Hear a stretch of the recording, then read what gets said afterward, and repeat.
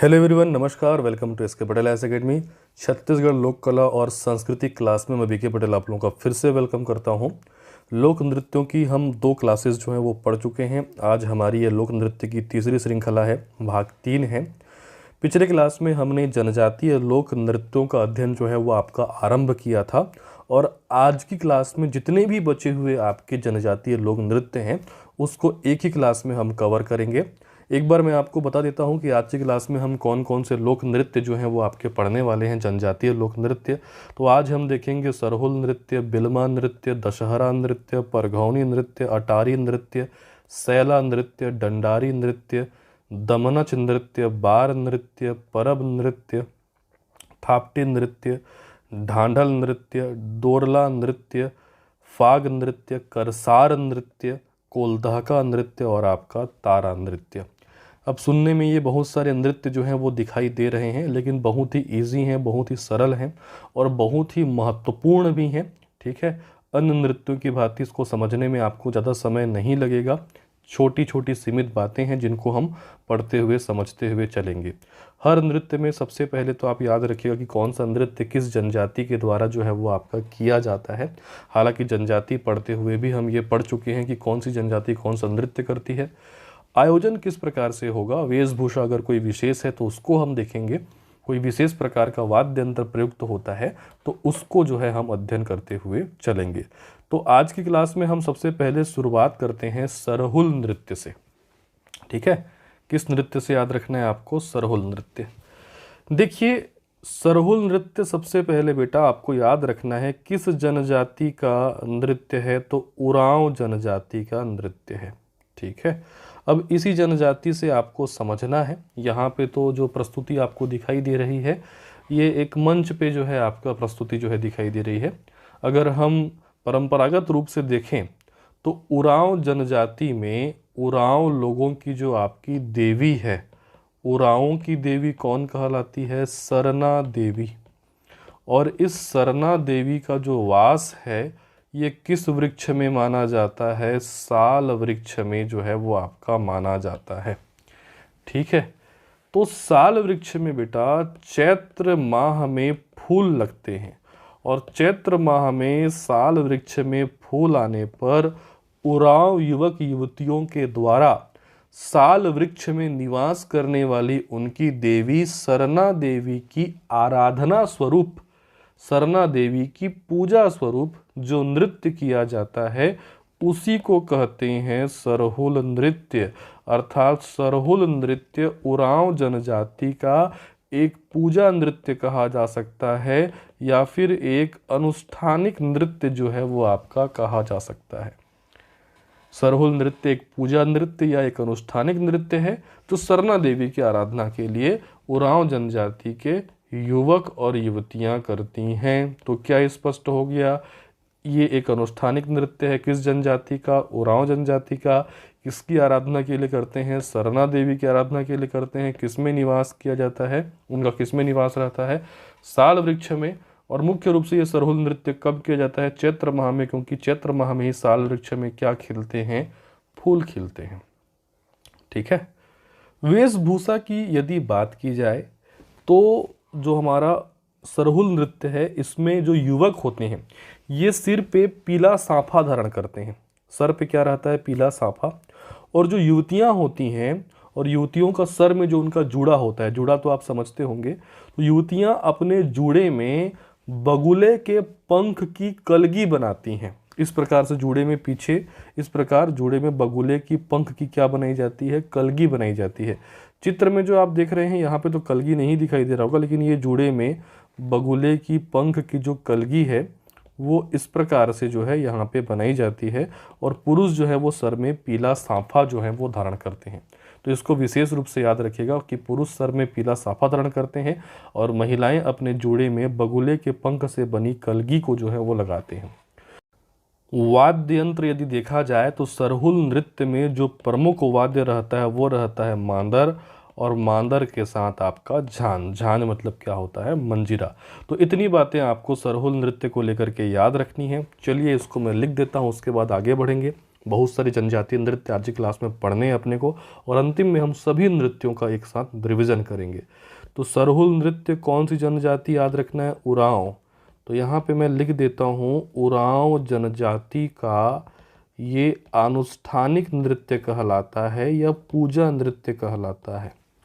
आयोजन कब होता है? तो याद रखिएगा बेटा कि चैत्र माह में साल वृक्ष में फूल आने पर या फूल खिलने पर, साल वृक्ष में फूल आने पर चैत्र पूर्णिमा को, तिथि भी अगर आप याद रखना चाहें तो याद रखिएगा चैत्र माह की पूर्णिमा को, चैत्र पूर्णिमा को उरांव युवक युवतियों के द्वारा साल वृक्ष में निवास करने वाली सरना देवी, साल वृक्ष में निवास करने वाली सरना देवी की आराधना के लिए सरहुल नृत्य किया जाता है। ठीक है, ये जो नृत्य है इसमें जो पद संचालन होता है, ठीक है, ये बहुत महत्व होता है। आप पैरों का संचालन देखिए, इस नृत्य में पद संचालन का विशेष महत्व रहता है। और ये जो पद संचालन है ये वाद्य यंत्र पे नहीं होता बेटा, ठीक है, गीत गाते हैं इन लोग और गीत गाते हुए नृत्य करते हैं। तो जो पैरों की थिरकन है, पद जो संचालन है वो वाद्य यंत्र पे नहीं अपितु गीत की लय पर आधारित होता है। ठीक है, चलिए देखते हैं इसमें आगे। अब देख लेते हैं वेशभूषा। ठीक है, तो वेशभूषा में मैंने आपको बताया कि जो पुरुष हैं या युवक हैं ये अपने सर में पीला साफा एवं महिलाएं, पुरुष पीला साफा एवं जो महिलाएं हैं सिर में या फिर जूड़े में, सीधा याद रखिए, महिलाएं अपने जूड़े में बगुले के पंख से बनी कलगी धारण करती हैं। बगुले के पंख से बनी कलगी धारण करती हैं। ठीक है, वाद्य यंत्र आप याद रखेंगे मांदर एवं झांझ। तो सरहुल नृत्य उरांव जनजाति का अनुष्ठानिक नृत्य है। साल वृक्ष में निवासरत सरना देवी की आराधना के लिए उरांव युवक युवतियों द्वारा किया जाता है। युवक पीला साफा धारण करते हैं, जो युवतियां होती हैं अपने जोड़े में बगुले के पंख से बनी कलगी धारण करती हैं। प्रमुख वाद्य यंत्र है आपका मांदर और झांझ। आगे बढ़ते हैं। अब हम बैगा जो जनजाति है उसमें जो प्रमुख नृत्य हैं उनको एक साथ पहले अध्ययन कर लेते हैं। देखिए, बैगा जनजाति में बिलमा नृत्य होता है, बैगा जनजाति में परघौनी नृत्य होता है, बैगा जनजाति में दशहरा नृत्य होता है। ये तीन नृत्य तो मैंने आपको बैगा जनजाति पढ़ाने के दौरान भी समझाया था। ठीक है, बिलमा, परघौनी, दशहरा। इसके अलावा बैगा जनजाति और गोंड जनजाति फाग नृत्य भी करते हैं। इसके अलावा जो बैगा जनजाति है सैला नृत्य भी करते हैं। तो बिलमा, परघौनी, दशहरा, फाग, सैला, इनको पहले समझते हुए चलते हैं।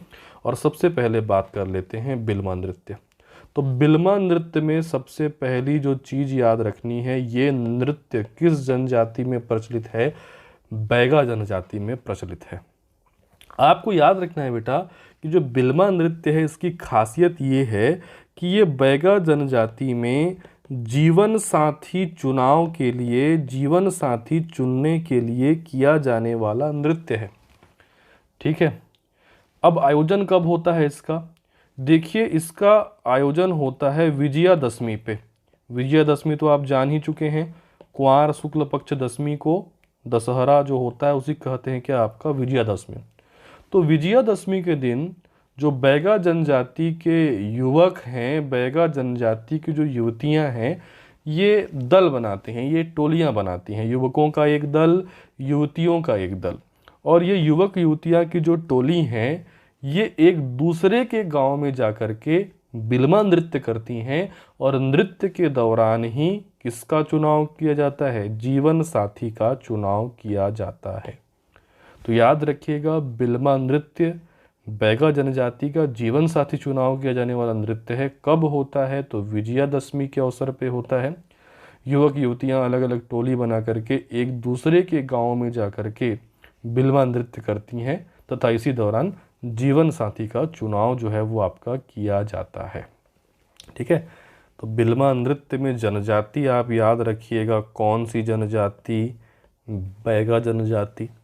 विस्तार से लिख देता हूं कि यह नृत्य बैगा जनजाति के युवक युवतियों द्वारा विजयादशमी के अवसर पर किया जाता है।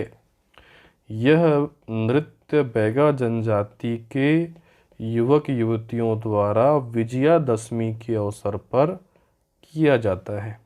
ठीक है, याद रखिएगा कि युवक युवतियां टोली बनाकर एक दूसरे के गांव में जाकर यह नृत्य करते हैं, है ना। युवक युवतियां टोली बनाकर एक दूसरे के गांव में जाकर यह नृत्य करते हैं तथा जीवन साथी का चुनाव किया जाता है। क्या किया जाता है? चुनाव किया जाता है। ठीक है, तो ये हो गया आपका बिल्मा। ठीक है, याद रखने का आपका हास्यास्पद तरीका बता दे रहा हूँ। बिल्मा से बलमा याद रख लीजिएगा। बलमा तो आप समझते ही होंगे। ठीक है, अर्थात जीवन साथी आपको ट्रेस करना है। जीवन साथी चुनने का जो आपका नृत्य है वो है बिल्मा। ठीक है, आगे बढ़ते हैं। उसके बाद हम देखते हैं आपका दशहरा नृत्य। ठीक है, ये भी बैगा जनजाति का एक प्रमुख नृत्य है और ये सबसे खास इसलिए है क्योंकि छत्तीसगढ़ के एग्जाम में डायरेक्ट क्वेश्चन पूछता है कि छत्तीसगढ़ के जनजातीय नृत्यों का द्वार किसे कहा जाता है। ये क्वेश्चन कई बार एग्जाम में पूछा है कि छत्तीसगढ़ के जनजातीय नृत्यों का द्वार किसे कहते हैं। उत्तर लेना है बेटा आपको दशहरा नृत्य। ठीक है, क्यों कहते हैं ये भी मैं आपको समझाऊंगा। फिलहाल तो आप डायरेक्ट जो वन लाइन फैक्ट पूछता है वो याद रखिएगा। छत्तीसगढ़ के जनजातीय नृत्यों का द्वार किस नृत्य को कहा जाता है, तो आपको आंसर लेना है क्या? दशहरा नृत्य। ठीक है, अब दशहरा नृत्य होता क्या है?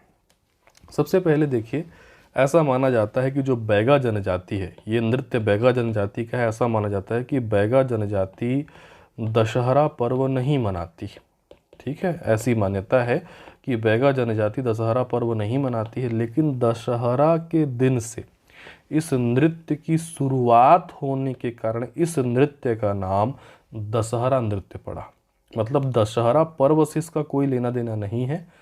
ठीक है, क्योंकि ये दशहरा पर्व नहीं मनाते, बस दशहरा से इसकी शुरुआत होती है, इसीलिए इसको क्या कहा जाता है? दशहरा नृत्य कहा जाता है। अब इसको सभी जनजातीय नृत्यों का द्वार क्यों कहते हैं?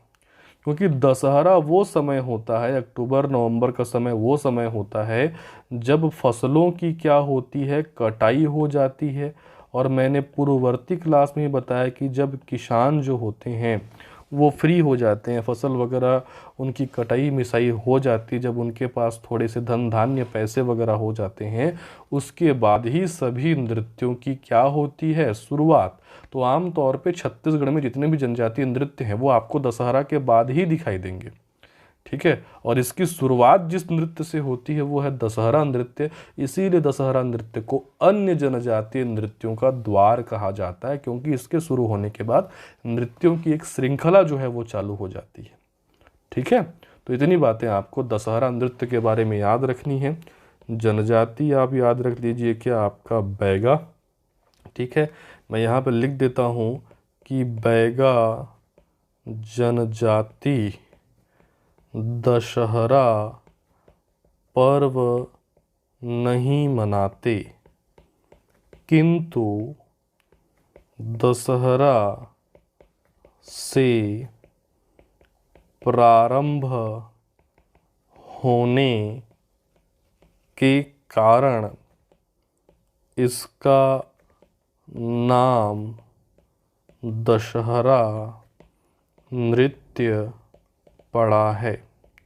ठीक है, विशेष याद रखना है कि इसे अर्थात दशहरा नृत्य को सभी जनजातीय नृत्यों का द्वार कहा जाता है। इसे सभी जनजातीय नृत्यों का द्वार कहा जाता है।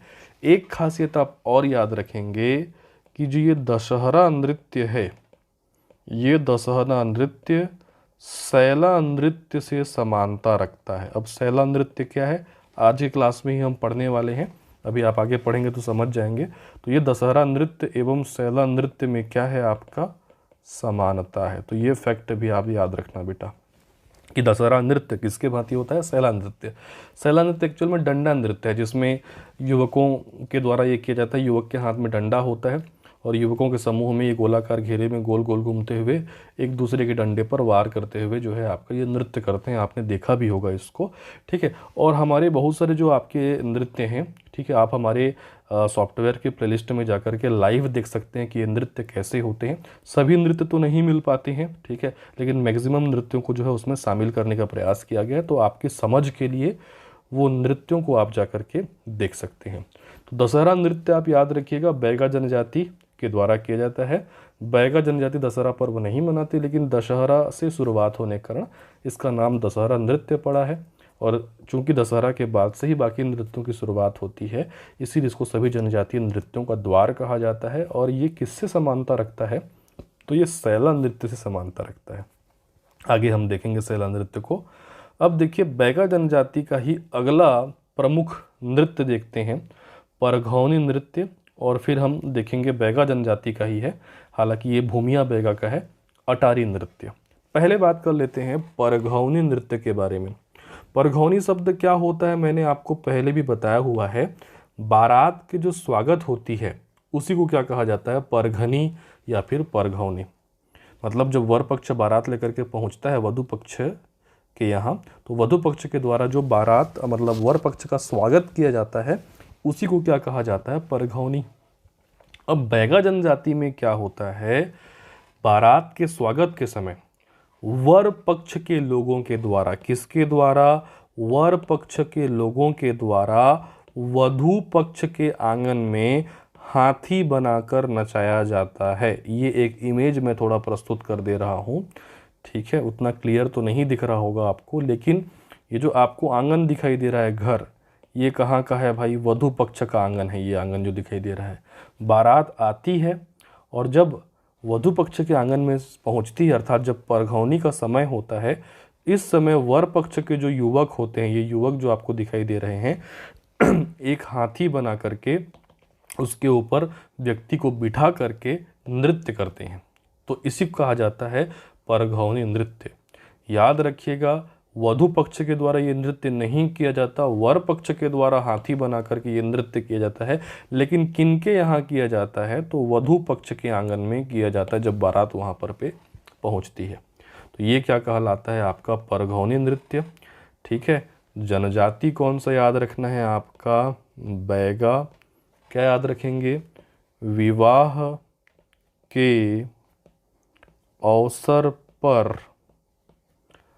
परघौनी के समय अर्थात बारात के स्वागत के समय वधु पक्ष के आंगन में वर पक्ष द्वारा, वधु पक्ष के आंगन में वर पक्ष द्वारा हाथी बनाकर नचाया जाता है या हाथी बनाकर नृत्य किया जाता है।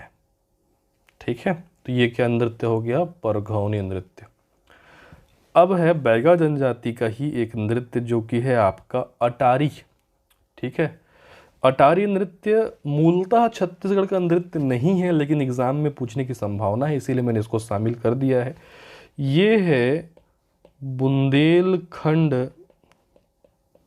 क्षेत्र के भूमिया बैगा, बुंदेलखंड जो क्षेत्र है, ठीक है, तो बुंदेलखंड क्षेत्र के भूमिया बैगाओं द्वारा ये अटारी नृत्य किया जाता है। इसमें होता क्या है कि इसमें जो बैगा जनजाति के युवक होते हैं ये अपने साथी को कंधे पर बिठा करके नृत्य करते हैं, ठीक है। तो ये नृत्य क्या कहलाता है?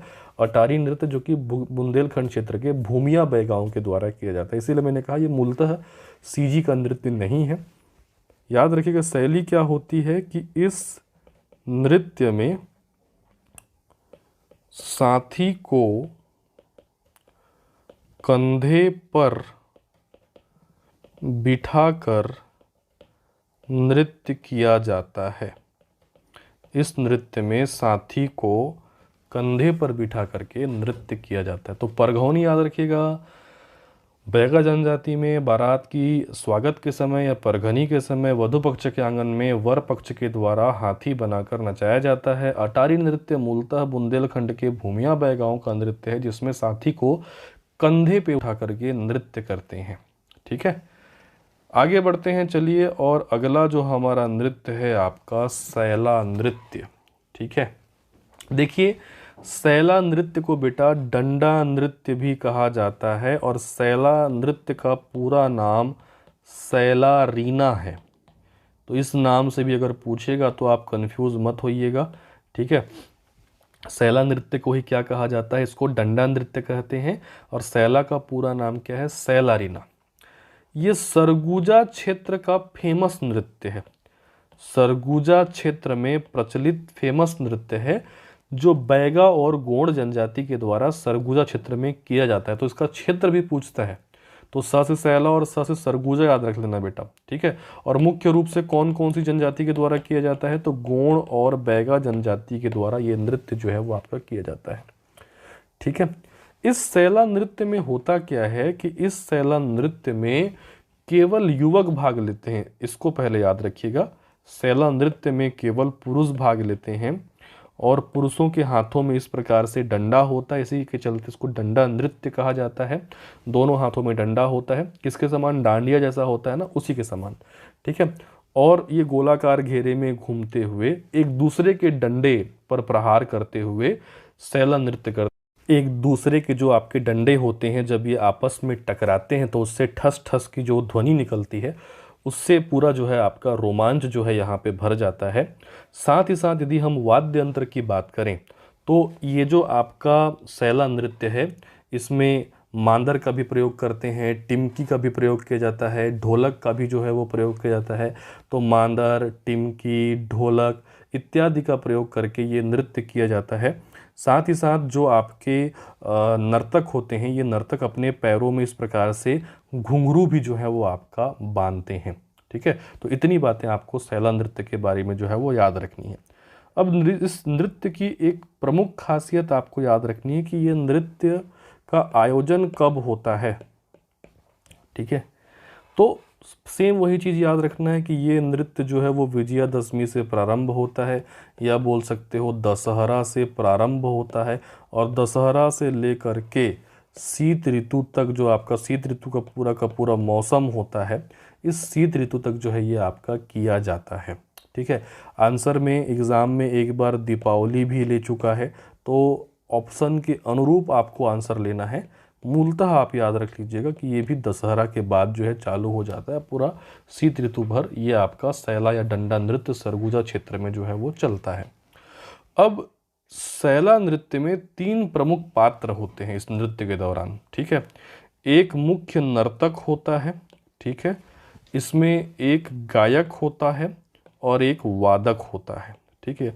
वादक कौन? जो मांदर वगैरह बजाते हैं वो हो गए आपके वादक। मुख्य वाद्य यंत्र मांदर है, ढोलक का भी यूज़ कर लेते हैं, टिमकी का भी यूज़ कर लेते हैं। प्रमुख वाद्य यंत्र होता है आपका मांदर। तो एक मांदर बजाने वाला वादक हो गया। गायक, गाने वाला कौन होता है आपका गायक? सभी युवक ही होते हैं। नर्तक, नर्तक कई होते हैं लेकिन मुख्य नर्तक बीच में होता है और ये मुख्य नर्तक बीच में कीहो कीहो की ध्वनि निकालता है और इस प्रकार इस कीहो कीहो की ध्वनि से ये रोमांच जो है यहाँ पे उत्पन्न होता है। आप हमारे प्लेलिस्ट में जाकर के वीडियो में इसको लाइव जो है देख सकते हैं।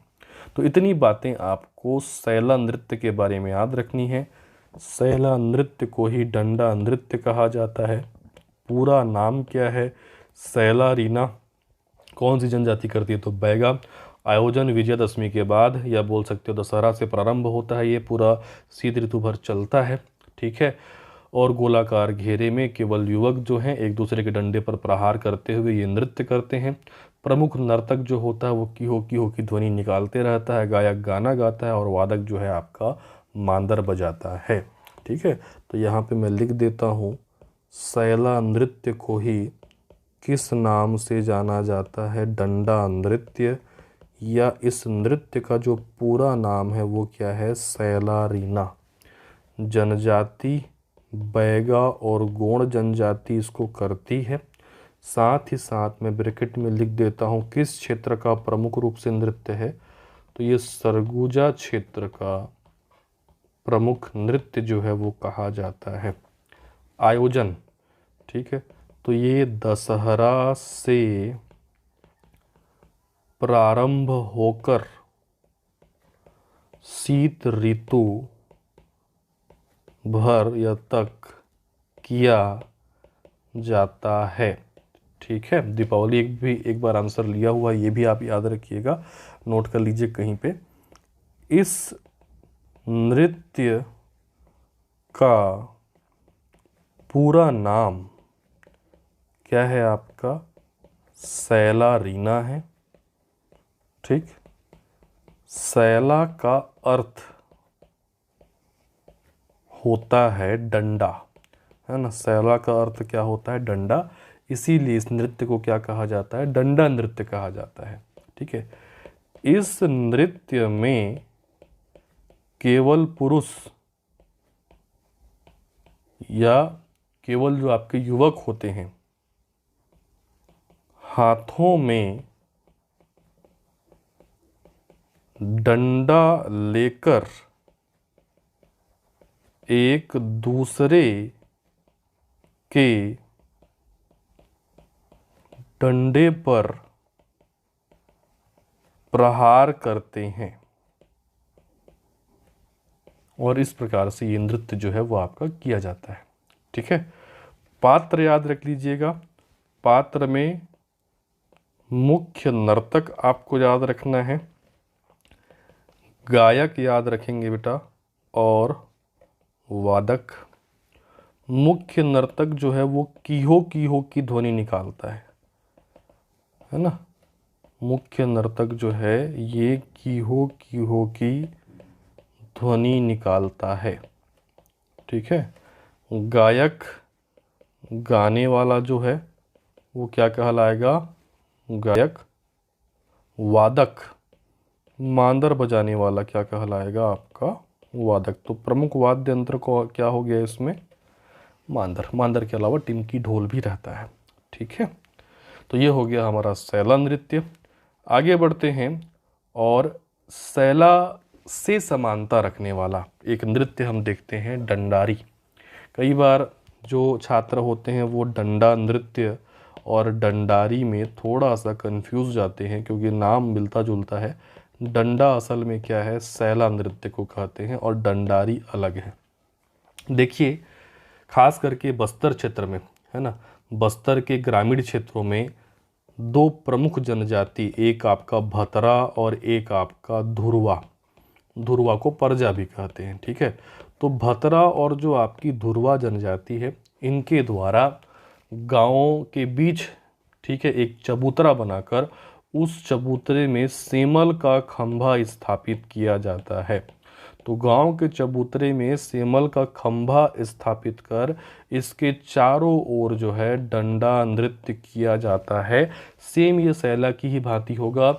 इनके हाथ में दो डंडे होते हैं और कई बार डंडों के स्थान पर ये 12 सिंहों का सिंह भी प्रयोग करते हैं। चित्र में जो आप देख पा रहे हैं ये एक प्रस्तुतिकरण है, ठीक है, ओरिजिनल नहीं है। तो इसमें 12 सिंहों के सिंग का भी प्रयोग किया जाता है।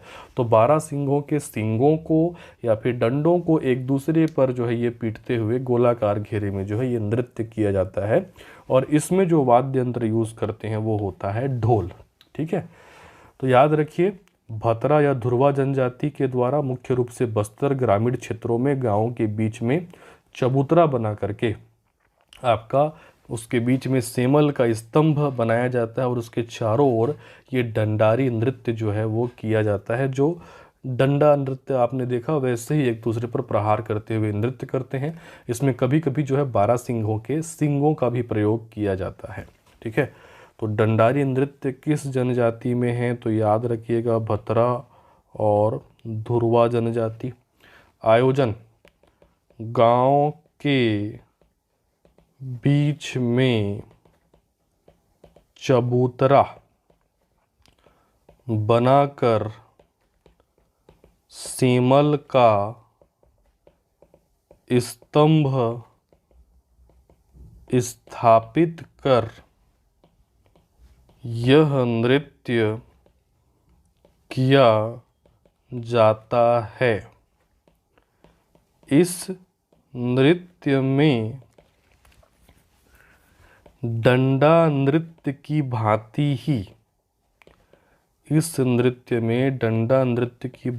ही डंडा या 12 सिंघा के सिंग का प्रयोग किया जाता है।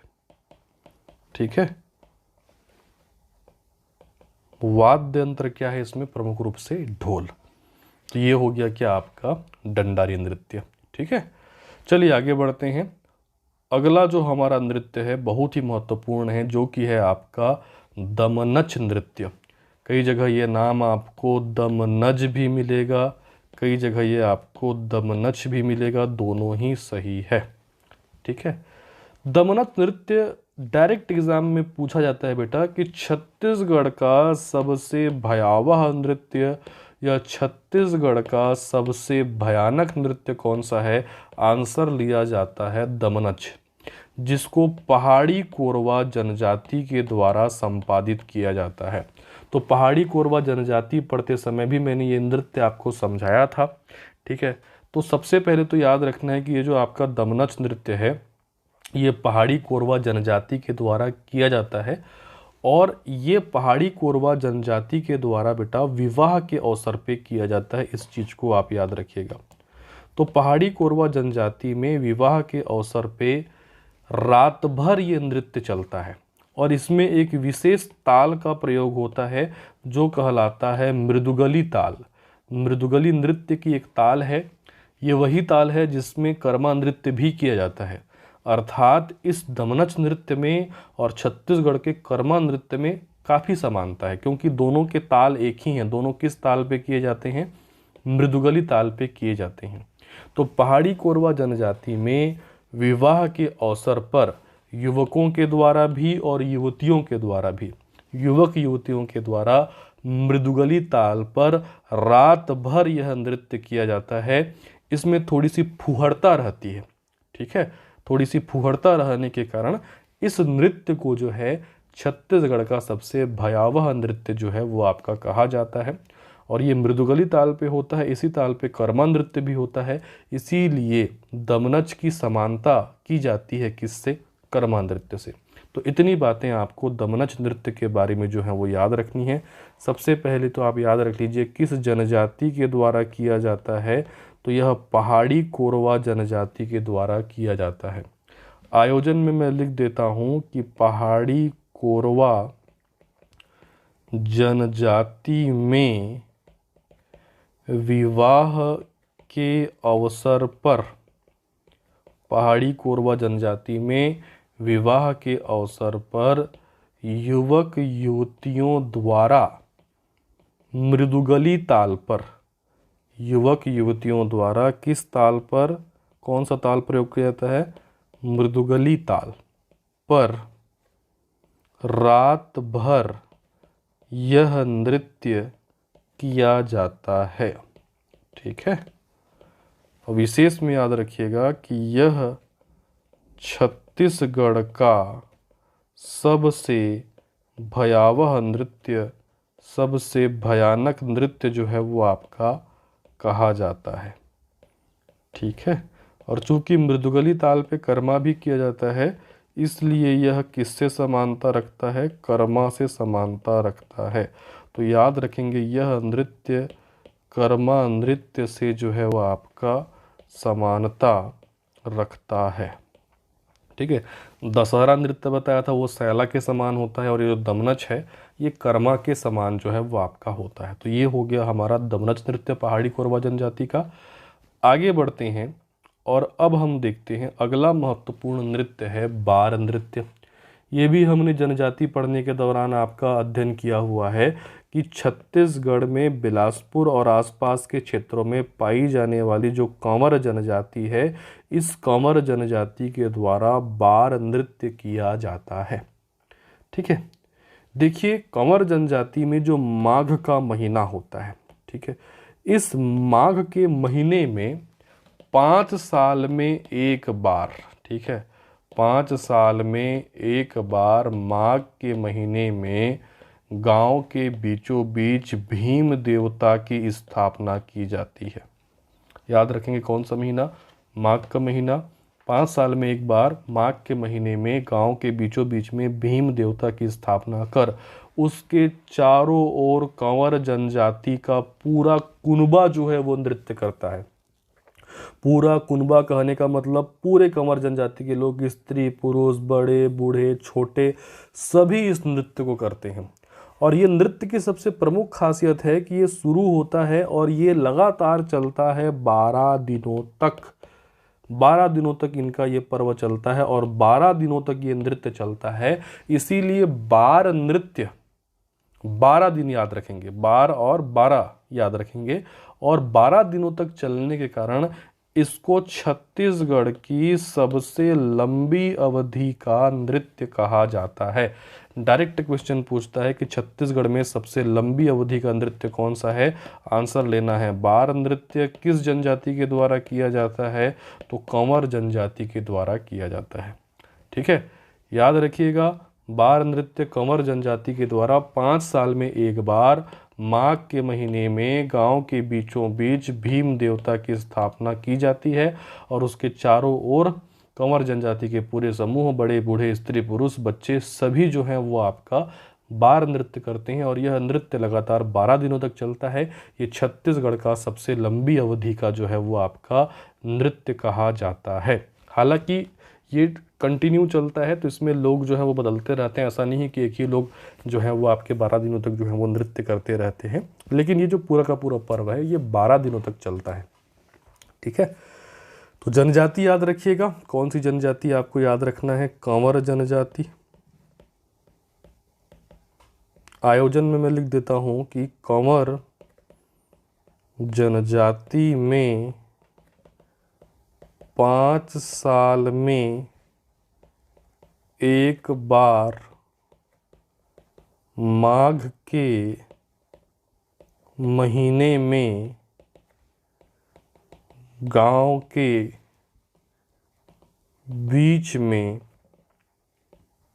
भीम देवता की स्थापना कर उसके चारों ओर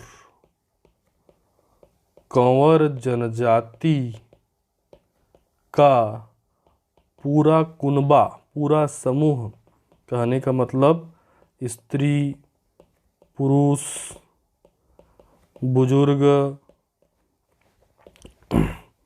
बच्चे, है ना, ये सभी पूरा कुनबा, ठीक है, नृत्य करते हैं। यह नृत्य लगातार 12 दिनों तक चलता है। यह नृत्य लगातार 12 दिनों तक चलता है। विशेष यह है इसे छत्तीसगढ़ की सबसे लंबी अवधि का नृत्य कहा जाता है। इसे छत्तीसगढ़ की सबसे लंबी अवधि का नृत्य कहा जाता है। ठीक है, तो इतनी बातें आपको बार नृत्य के बारे में याद रखनी है। चलिए आगे बढ़ते हैं। बार नृत्य के बाद अब हम अगला नृत्य देखते हैं जो कि है आपका परब नृत्य। ठीक है, प से परब याद रख लो बेटा, प से परजा याद रख लो। तो परब नृत्य परजा या धुरवा जनजाति, परजा को ही क्या कहते हैं, धुरवा। तो परजा या धुरवा जनजाति के द्वारा किया जाता है परब नृत्य। परजा जनजाति पढ़ाने के दौरान मैंने आपको इसको बताया था। ठीक है, तो जनजाति याद रख लीजिए, परजा या धुरवा। देखिए, परजा या धुरवा जनजाति में जो परब नृत्य होता है यह एक सैन्य नृत्य होता है। ठीक है, और थोड़ी सी ये पंथी से समानता रखता है। कैसे? क्योंकि इस नृत्य में चूंकि एक सैन्य नृत्य है और इसमें स्त्री भी भाग लेते हैं और पुरुष भी भाग लेते हैं, युवक और युवतियां दोनों भाग लेते हैं। पुरुष जो है इस नृत्य में शौर्य का प्रदर्शन करते हुए, करतब दिखाते हुए एक के ऊपर एक चढ़ करके पंथी की भांति ये क्या बना लेते हैं, पिरामिड बना लेते हैं। और इस पिरामिड के नीचे से कौन गुजरती हैं, स्त्रियां। तो एक प्रकार से करतब या शौर्य का प्रदर्शन जो है किया जाता है।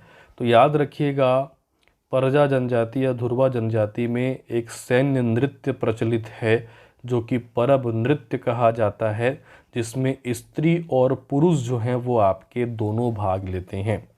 वस्तुतः इसमें शौर्य का कलात्मक प्रदर्शन किया जाता है और इसमें पुरुष जो हैं एक के ऊपर एक चढ़ करके पिरामिड का निर्माण करते हैं और उस पिरामिड के बीच से या नीचे से जो स्त्रियां हैं वो नृत्य करते हुए गुजरती हैं। ठीक है, अब ये जो परब नृत्य है इसमें वाद्य यंत्र बहुत प्रमुख है बेटा, इसको एग्जाम में पूछता है, याद रखिएगा। इस परब नृत्य में जो आपका वाद्य यंत्र है, एक तो होता है ढोलक, ये तो आप जानते ही हैं, ढोलक तो आपने देखा ही हुआ है। एक जो होता है वो होता है सुलुड़, या इसको अलगोजा भी कहते हैं।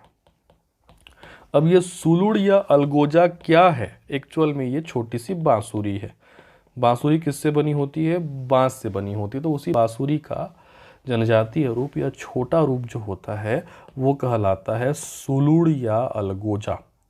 तो इस नृत्य में बांसुरी की धुन जो है वो आपकी काफ़ी मायने रखती है। सुलुड़ का चित्र आपके सामने है। जनजातीय क्षेत्रों में ऐसा सुलुड़ या अलगोजा रहता है। एक्चुअल में ये छोटी सी क्या है, आपका बांसुरी है। तो ये परब नृत्य में इतनी बातें आपको याद रखनी है कि परजा धुरवा जनजाति का यह एक सैन्य नृत्य है जो युवक युवतियों दोनों के द्वारा किया जाता है। इस नृत्य में शौर्य का कलात्मक प्रदर्शन किया जाता है। युवक जो है एक दूसरे के ऊपर चढ़ करके पिरामिड बनाते हैं, उसके नीचे से स्त्रियां गुजरती हैं। वाद्य यंत्र बहुत खास है इसमें, सुलुड़, बांसुरी या अलगोजा याद रख लेना और आपका ढोलक। तो चलिए इसको मैं लिख देता हूँ। परब नृत्य जनजाति धुरवा, या क्या कहेंगे इसी को, आपका परजा आयोजन, यह एक सैन्य नृत्य है। यह एक सैन्य नृत्य है जो स्त्री एवं पुरुष दोनों के द्वारा किया जाता है। जो स्त्री एवं पुरुष दोनों के द्वारा किया जाता है, जिसमें पुरुष करतब दिखाते हुए या शौर्य का प्रदर्शन करते हुए, है ना, जिसमें पुरुष करतब दिखाते हुए पिरामिड का निर्माण करते हैं, पिरामिड का निर्माण करते हैं तथा स्त्रियां पिरामिड के नीचे से गुजरती हैं, तथा स्त्रियां पिरामिड के नीचे से गुजरती हैं। वाद्य यंत्र याद रखिएगा, सुलुड़ या अलगोजा, ओलखाजा भी कहते हैं ना इसको, अलगोजा या ओलखाजा भी कहते हैं, और ढोलक। तो ये है सुलुड़ या अलगोजा जो कि एक्चुअल में बांसुरी है। ठीक है, तो ये हो गया परब नृत्य। चलिए आगे बढ़ते हैं। परब नृत्य के बाद अब हम कोरकू जनजाति के दो नृत्यों के बारे में अध्ययन करेंगे। कोरकू जनजाति पढ़ाने के दौरान मैंने आपको बताया था कि कोरकू जनजाति के दो प्रमुख नृत्य हैं, थापटी और ढांढल, है ना। तो मैं दोनों को एक साथ समझाता हूँ, उसके बाद इसको हम अलग अलग लिखेंगे, ठीक है। थापटी और ढांढल जो है वो आपका क्या होता है। देखिए सबसे पहले तो याद रख लीजिए कि ये दोनों नृत्य किस जनजाति के हैं। कोरकू, आपको पता ही होगा, कोरकू जनजाति जो मुख्यतः जसपुर क्षेत्र में पाई जाती है। एक होता है थापटी नृत्य और एक होता है ढांढल नृत्य। कॉमन चीज़ ये है कि चाहे थापटी हो चाहे ढांढल हो, ये दोनों नृत्य स्त्री पुरुष दोनों के द्वारा किया जाता है, युवक युवतियां दोनों के द्वारा जो है वो आपका किया जाता है, ठीक। फर्क क्या है, थापटी जो है ये चैत बैसाख के महीने में किया जाता है। हिंदी महीने की शुरुआत होती है किससे, चैत्र से। चैत्र के बाद आता है चैत्र, बैसाख, जेठ, आषाढ़, सावन, भाद्रपद, इस प्रकार से आगे बढ़ता जाता है। तो जो पहला हमारा महीना होता है वो चैत्र का महीना होता है। तो कोरकू जनजाति में चैत बैसाख में थापटी नृत्य किया जाता है। उसके जस्ट बाद जो जेठ आषाढ़ आता है, ज्येष्ठ और आषाढ़ का महीना जो आता है, छत्तीसगढ़ी में जेठ आषाढ़ कहते हैं, तो इसी ज्येष्ठ आषाढ़ में ढांढल नृत्य होता है। तो ये क्रमशः याद रखिएगा, शुरू के 2 महीने चैत बैसाख में थापटी नृत्य, जेठ आषाढ़ में होता है ढांढल नृत्य। थापटी नृत्य में क्या होता है, पुरुष और महिलाएं गोलाकार घेरे में नृत्य करती हैं। पुरुषों के हाथ में पंचा नामक वाद्य यंत्र होता है, हाथों से ही बजाते हैं इसको, और स्त्रियों के हाथ में चिटकुल या चिटकोरा होता है। वही जो आपका झांझ होता है उसी को चिटकुल या क्या कहते हैं, चिटकोरा कहते हैं, ठीक है। तो पुरुषों के हाथ में पंचा होता है, महिलाओं के हाथ में चिटकुल या चिटकोरा होता है। तो इसको बजाते हुए ये नृत्य करती हैं। साथ ही साथ ये जो कोरकू जनजाति का थापटी और ढांढल नृत्य है, इसमें भी सुलुड़ या अलगोजा अर्थात बांसुरी का प्रयोग होता है, टिमकी वाद्य यंत्र रहता है, ढोलक भी बजाया जाता है, ठीक है। तो इस नृत्य को आप हमारे प्लेलिस्ट में जाकर के लाइव जो है देख सकते हैं समझने के लिए, ठीक है।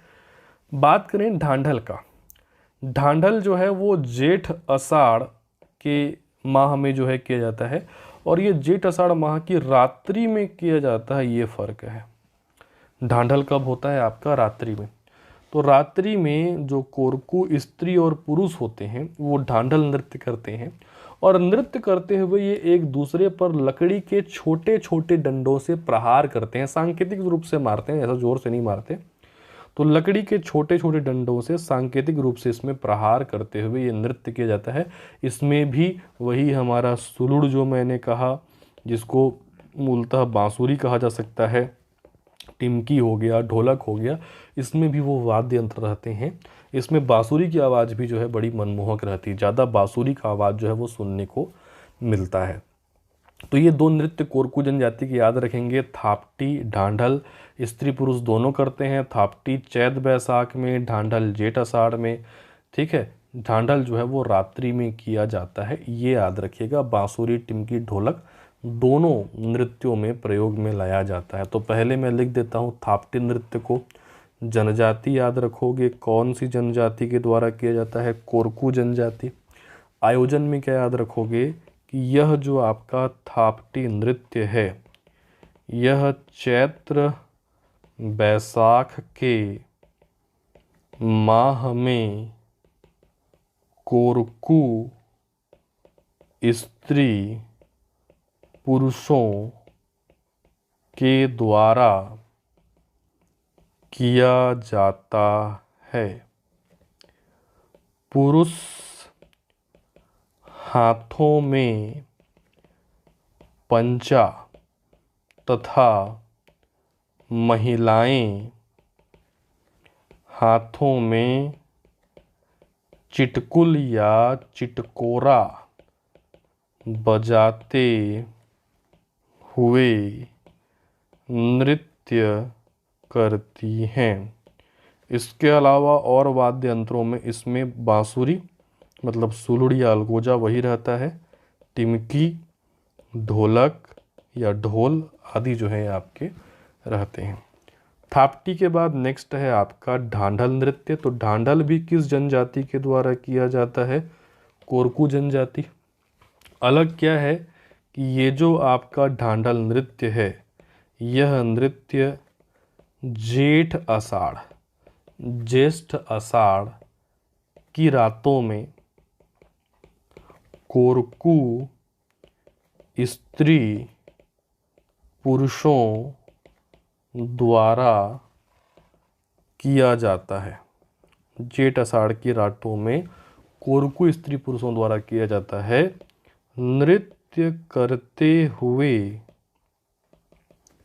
एक दूसरे पर छोटे छोटे डंडों से प्रहार किया जाता है। नृत्य करते हुए एक दूसरे पर छोटे छोटे डंडों से प्रहार किया जाता है। इसमें भी वही याद अंतर, बांसुरी याद रख लीजिए, टिमकी याद रख लीजिए और ढोल जो है वो आप याद रखेंगे। तो ये हो गया कौन सा नृत्य? आपका ढांढल नृत्य। ठीक है, चलिए नृत्यों की श्रृंखला को आगे बढ़ाते हैं और थापटी और ढांढल के बाद अब हम दोरला जनजाति का एक नृत्य देखते हैं जो कि कहलाता है आपका दोरला नृत्य। ठीक है, मुख्य रूप से सुकमा क्षेत्र में निवासरत जो जनजाति है दोरला, इसके द्वारा जो है वो आपका दोरला नृत्य किया जाता है। ठीक है, और मैंने आपको जब ये जनजाति पढ़ाई थी उस दौरान ही मैंने आपको समझाया था कि दोरला जो नृत्य है ये अलग अलग अवसरों में अलग अलग नामों से जाना जाता है। यही नृत्य जब विवाह के अवसर पे किया जाता है, जब दोरला नृत्य विवाह के अवसर पे किया जाता है तब इसको पेंडुल कहते हैं बेटा, और जब ये अन्य अवसरों पे किया जाता है तब इसको पेंडुम या पंडुम कहा जाता है। तो इतना ही बात इसमें आपको याद रखना है कि दोरला जनजाति के द्वारा दोरला नृत्य करते हैं। विवाह के अवसर पे यही दोरला नृत्य पेंडुल कहलाता है, जबकि अन्य अवसरों पे पंडुम कहा जाता है। वाद्य यंत्र की बात करें तो दोरला नृत्य में प्रमुख वाद्य यंत्र आता है एक विशेष प्रकार का ढोल। ठीक है, तो क्या याद रखेंगे? दोरला नृत्य जनजाति कौन सी है हमारी? दोरला जनजाति। याद रखिएगा कि दोरला जनजाति के स्त्री पुरुषों दोनों भाग लेते हैं ना, के द्वारा किया जाने वाला नृत्य, दोरला जनजाति के स्त्री पुरुषों के द्वारा किया जाने वाला नृत्य।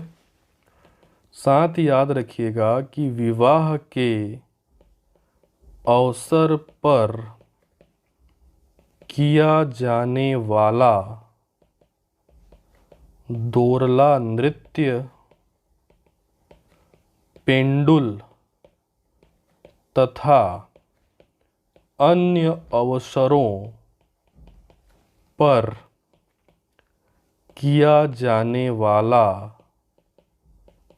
नृत्य, यही दोरला नृत्य पंडुम कहा जाता है। विवाह के अवसर पर इसको पेंडुल कहते हैं तथा अन्य अवसरों पर इसको क्या कहा जाता है? पंडुम के नाम से जो है आपका जाना जाता है। ठीक है, वाद्य यंत्र इसमें याद रखिएगा, दोरला नृत्य में विशेष प्रकार का जो है आपका ढोल जो है वो वाद्य यंत्र के रूप में जो है प्रयुक्त किया जाता है। ठीक है, तो इतनी बातें आपको दोरला नृत्य के बारे में याद रखनी है। चलिए आगे बढ़ते हैं। दोरला नृत्य के बाद अब हम देखते हैं फाग नृत्य और करसार नृत्य। ठीक है, देखिए पिछला जो हमारा क्लास था उस पिछले क्लास में हमने ककसार नृत्य पढ़ा था जो कि मुड़िया जनजाति के द्वारा किया जाता है।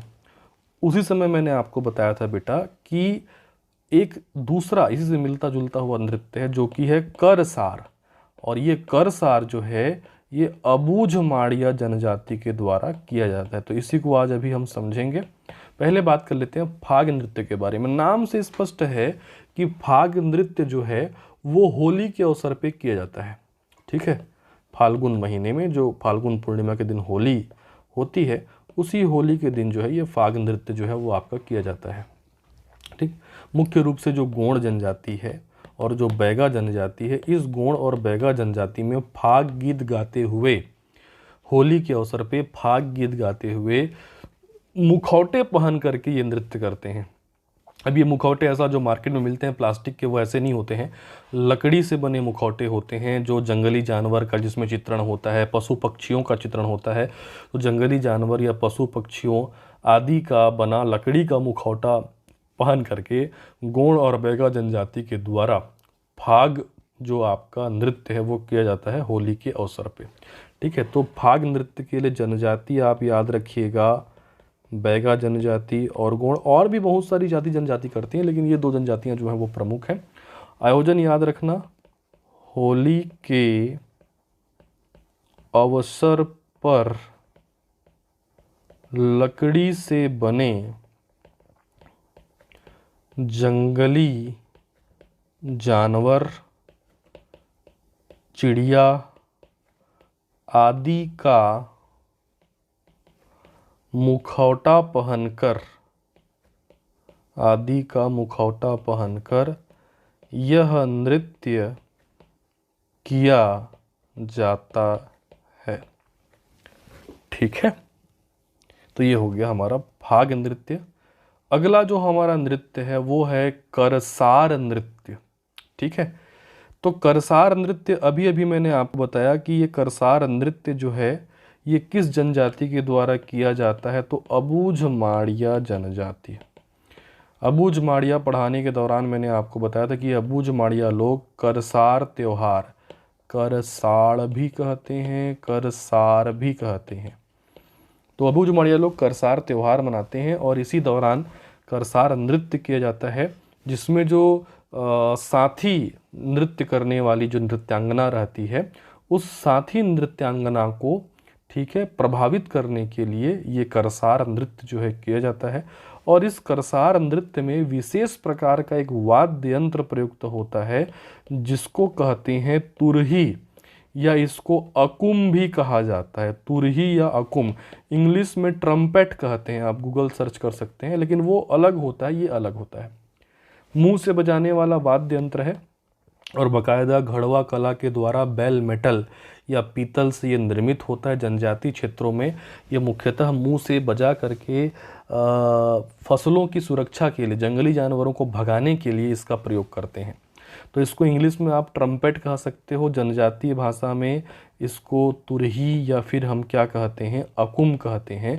तो ये मुख्य रूप से वाद्य यंत्र याद रखिएगा जो कि करसार नृत्य में प्रयोग में लाया जाता है। ठीक है, तो इसके बारे में मैं लिख देता हूँ, उसके बाद हम आगे बढ़ेंगे। करसार नृत्य किस जनजाति के द्वारा किया जाता है, अबूझ माड़िया जनजाति, जबकि ककसार अगर रहेगा, क सार रहेगा तो वो मुड़िया जनजाति का है। आयोजन आप याद रखिएगा कि अबूझ माड़िया जनजाति करसार पर्व मनाती है और करसार पर्व के दौरान साथी नृत्यांगना जो नृत्य करने वाली रहती है को प्रभावित करने के लिए यह नृत्य किया जाता है। वाद्य यंत्र इसमें रहता है आपका तुरही, हिंदी में तुरही कहते हैं, जनजातीय भाषा में अकुम कहते हैं, इंग्लिश में इसको ट्रम्पेट भी आप कह सकते हैं। ठीक है, तुरही या आपका अकुम। तो ये हो गया हमारा करसार नृत्य। अब हम इस क्लास के अंतिम चरण की ओर पहुंचते हैं और अंतिम दो नृत्यों को देखते हैं, जिसमें से एक है हमारा कोलदहका नृत्य और दूसरा है हमारा तारा नृत्य। ठीक है, अब कोलदहका में कोल वर्ड से ही आप याद रख लो बेटा कि कोलदहका नृत्य कोल जनजाति के द्वारा किया जाता है। सरगुजा क्षेत्र में जो कोल जनजाति निवासरत है, ये कोल जनजाति के द्वारा जो है किया जाता है। अब ये नृत्य है ये थोड़ा सा यूपी से प्रभावित है क्योंकि वो क्षेत्र यूपी उत्तर प्रदेश से जुड़ा हुआ है। इस नृत्य में देखिए आपके पुरुष भी भाग लेते हैं और स्त्रियां भी भाग लेती हैं, लेकिन दोनों की भूमिकाएं जो हैं वो अलग हैं। इस नृत्य में नृत्य केवल स्त्रियां करती हैं, पुरुष जो हैं वो गायन और वादन करते हैं। तो पुरुष जो हैं वो बैठ करके गाते और बजाते हैं और स्त्रियां इसमें क्या करती हैं, नृत्य करती हैं।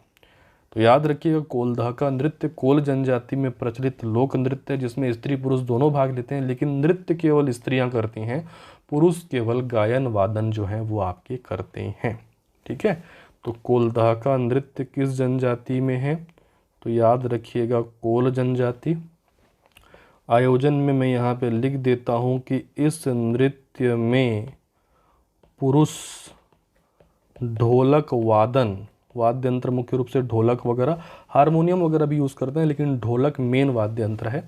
तो पुरुष ढोलक वादन एवं गायन करते हैं, मतलब ढोलक बजाते हैं और गाते हैं, तथा स्त्रियां या महिलाएं जो हैं वो नृत्य करती हैं। ठीक है, और सबसे अंतिम में हम देखते हैं हमारा अंतिम जो नृत्य है जो कि है आपका तारा नृत्य। ठीक है, अब इसको तारा गीत से कहीं से भी आप रिलेट मत करना। हमने लोकगीतों में एक तारा गीत पढ़ा हुआ है जो छेरछेरा या पुष्पुन्नी के अवसर पर रात्रि में जो युवतियां होती हैं, नव युवतियां जो होती हैं वो गाती हैं, पिकनिक मनाती हैं, वो अलग है। हाँ, लेकिन तारा नृत्य में समानता ये है कि तारा नृत्य भी युवतियों द्वारा ही किया जाता है, केवल युवतियाँ करती हैं।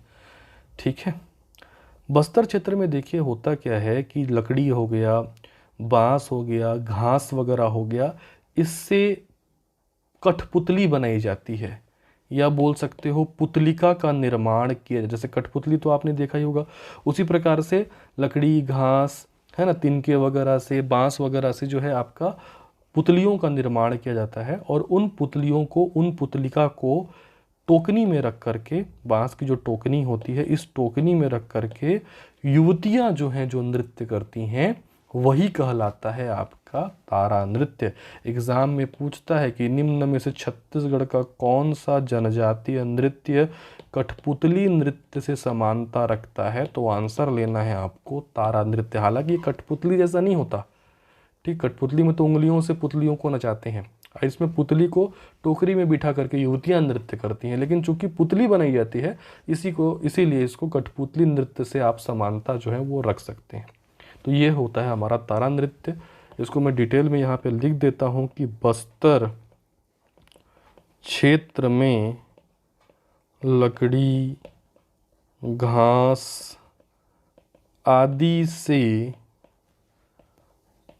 पुतली का या पुतली बनाकर उसे टोकनी में रख कर या टोकनी में लेकर युवतियां नृत्य करती हैं, और यही नृत्य क्या कहलाता है? तारा नृत्य कहलाता है। और यहाँ पे याद रख लीजिएगा, यह कठपुतली नृत्य के समान होता है, इससे समानता जो है इसकी दर्शाई जाती है। तो ये हो गया हमारा सभी जो है आपका जनजातीय लोक नृत्य। ठीक है, तो इस क्लास में हमारे सभी जनजातीय लोक नृत्य जो है वो आपके समाप्त होते हैं। सभी जनजातीय नृत्यों का 5 मिनट में मैं एक क्विक रिवीजन कर देता हूं जो आज हमने पढ़ा है। बहुत सारे नृत्य हमने आज देखे हैं।